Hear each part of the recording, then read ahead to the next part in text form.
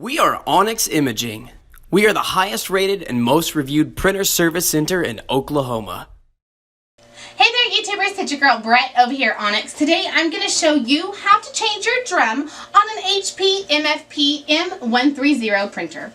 So first thing, you want to lift this up and then you want to open this part. So with this one you have a spot for the triangle and you have a spot for the circle. The circle is your toner, triangle is your drum. But you have to take your toner out in order to pull the drum out. So first start with the circle. Pull that out, set it to the side.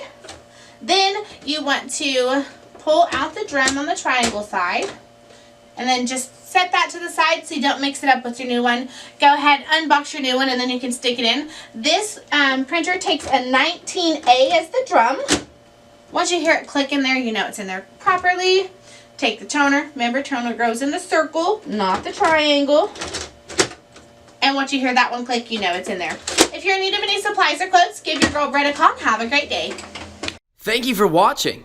If you're interested in how you can receive free labor on all of your service calls, as well as how to qualify for free printer upgrades, contact us today.